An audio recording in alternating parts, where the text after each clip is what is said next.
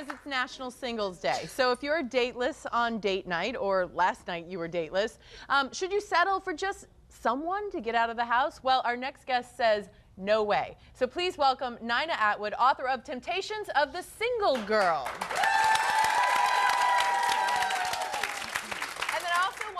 Welcome another expert to our show, Jennifer Beckman. This is the woman I was telling you about, the marriage counselor that's never been married because she's not willing to settle. And then Shannon, who's 30, she's single, and she says she doesn't want to settle, she'd rather be alone. Okay? Okay, so let's talk first of all about settling, because a lot of times you may talk yourself out of what you really want because you just don't want to be alone. Right. The temptation is to veer off of the path of finding a really great relationship out of loneliness, out of pressure from family and friends and different things like that. And so settling means that you have this little voice inside of you saying, something's not right here, but you're not willing to listen to that. So then you find yourself going out on date after date with someone that you don't feel that really strong, wow, this is a guy that I could see myself with. I know in your book you say if you aren't excited about going on the date, just don't go on it, because it's never going to be what you want it to be if you start out like that. It would be better not to go on the date, and the reason why is because of attachment. We really don't understand that it's so easy to bond with someone when you spend a lot of time with them, and especially if they're affectionate or romantic towards you. And women bond very easily. And the next thing we know, we're attached to someone. It doesn't feel right, but there's an attachment. Now I've got an investment, and it's harder to let go. It is very true. So I want to get to the discussion here. Let's pretend, Jennifer, that Shannon came in to see you, okay, as a therapist, and Shannon's single, and you're single. So, but you're, willing to only go out with somebody that you really care about and you want to invest in. Okay, so Shannon says, what? I haven't found a guy I like. What should I do? Right. Tell me, help me, someone. So this is the case. This is the case. Right. So you haven't found anybody that you think is even remotely interesting or worth your time? Well, we were talking about this earlier.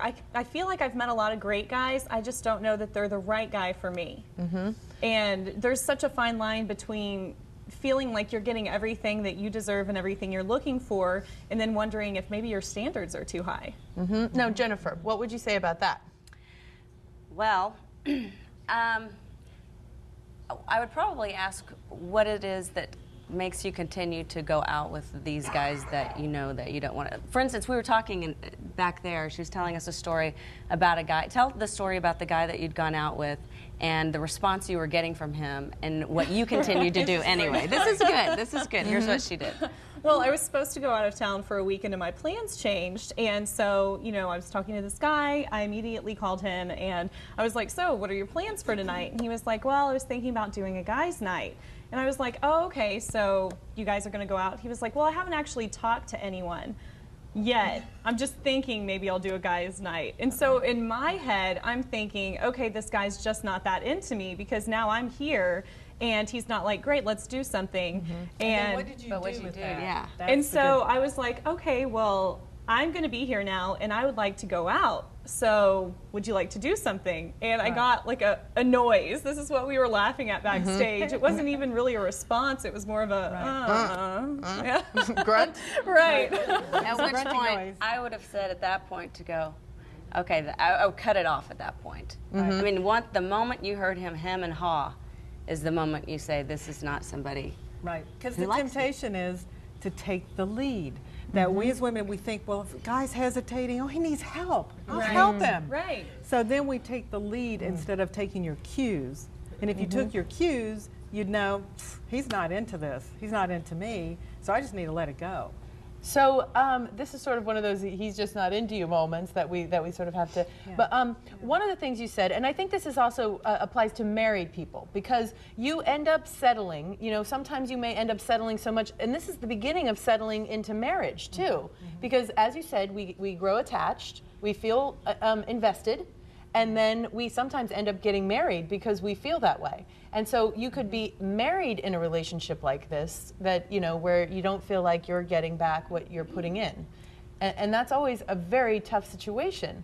Well, and I bet that you can back this up for me, that there's a huge percentage of people who get divorced later, and what they say is, I knew going in that this really wasn't the right relationship for me, but I settled. Yeah. Right? That's exactly what happened. And you can't fix that, can you? Yeah, what do you do You know, when they someone's sit in front settled? of you as clients, and what do you do? It's very difficult to fix that, to go forward. Actually, you would be amazed what you can fix. Yeah. Because a lot of it has to do with the whole question of what love actually is. Right. And a lot of these people go in thinking that the chemistry they felt initially and that infatuation equals love, but they didn't develop. And you mentioned in your book the importance of developing the relationship, the foundation first, and building up to the sexual intimacy part. A lot of times people jump into the sex first, and then it skews everything. It's all chemistry, and then they marry based on that, and then there's this huge letdown after marriage. Right. And it's hard to go back and then build from underneath. But if you've Can got the be done, commitment there, but it's hard. Yeah, if you've got the active and the verb of love there, then Which it is can the be marriage, done. the very marriage actual thing. Marriage, so yes. you can take something that maybe you settled for and make a good marriage out of It's it. possible. It's very difficult, and a lot of people don't want to put forth the time and the effort. The work that goes into it, and it can take a lot of work. They think it shouldn't be that hard. Right. Now I had one more question, because I read this in here, and one of the single women asked me this, and I think a lot of women relate to this, is you said, you know, when you actually meet somebody, you know your moral compass says, this isn't right, or you know, your moral compass says, even if it's a girlfriend or something, they say, you know, this girl isn't good for me, or this guy isn't good for me, or this mentor isn't good for me. But what if you're one of those people who maybe grew up, you know, not in a great home, or you didn't have a wonderful mother or a great father or something, and your moral compass is a little skewed and you don't know how to trust it? What do you do? Yeah, I call it your spiritual compass. It's knowing who you are, what you value in life, what's most important to you. And if you didn't develop that growing up, you have to do it as an adult. And that means you basically take a step back from dating and you spend some time on who am I, what am I about, what are my standards, what are my values. Therapy. Yeah, you get into therapy. You go to see Jennifer. That's exactly right. You ask for my card. That's exactly right. And you build that up, and when that inner compass is really strong, then you're ready to date. And then you know when that guy gives you the grunt, bye-bye now. Right. And you are a beautiful, smart, and very vivacious woman. So go out and get the right guy. Yeah, so no more to read this settling book. for crumbs. Yes. You know, Don't settle for crumbs. repeat after me, no more settling. Right. No more settling. Right. Baby, Right. for anything. And so you can also get Temptations of the Single Girl, Nina Atwood, everybody. She lives in Dallas. She's a Texan, so we want to support Texans. Also, we can get a hold of Jennifer. What's your website? It's Center for Counseling. Okay, so And go we to do the have a center. website. Oh, good. Go to the Center for Counseling, and then we can also go to singlescoach.com. Singlescoach.com. If you're married, go to the Center for Counseling, and if you're single, go to singlescoach.com. And I'll I be want to coming to you. Yeah, it'll be a vice versa thing. But I want to thank you guys both so much for being here and helping us all out on this. Thank you, Shannon, so much. All right, stick with us, everybody. We have more. We'll be right back. Up next, the dining diva slices and dices some of her tastiest treats. And the Houston men on fire are sticking around to heat up the kitchen. And find your best accessory, your new best friend, and how to improve your home all at the Texas Home and Garden Show. That's in just a little bit. We'll be right back.